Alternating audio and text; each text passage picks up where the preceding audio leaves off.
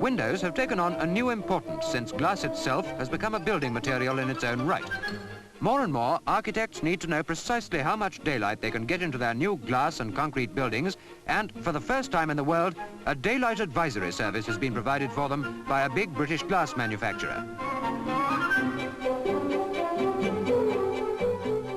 Here at St. Helens, Lancashire, the scale model of a new school is being assembled for light testing in the new dome of artificial daylight that the scientists have built. Here they can reproduce for you the precise skylight you'd get, say, at 3 o'clock on a rainy Lancashire afternoon.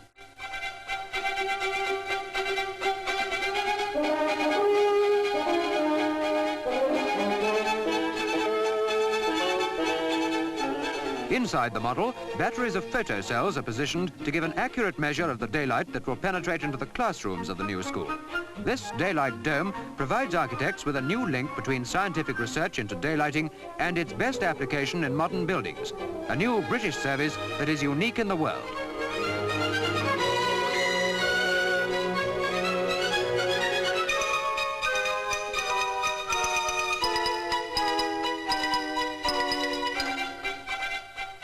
And there you have it, standard, unvarying daylight at the touch of a scientist's switches.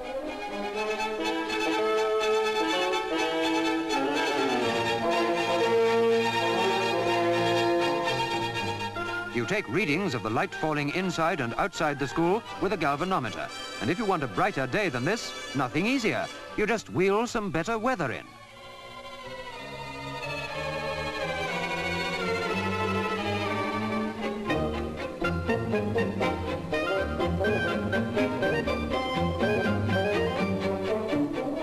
You can't test models out of doors because cloud conditions change every few minutes.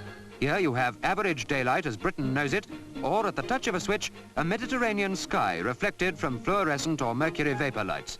With other tested apparatus, you can have artificial sunlight shining in. All this in Lancashire.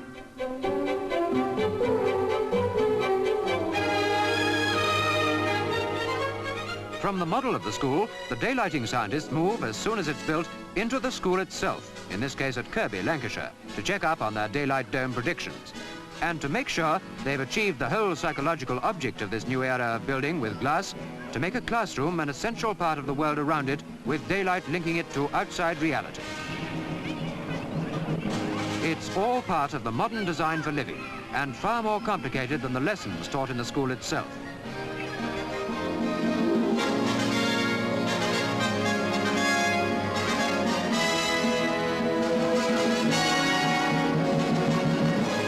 From the thoughts of school to the thoughts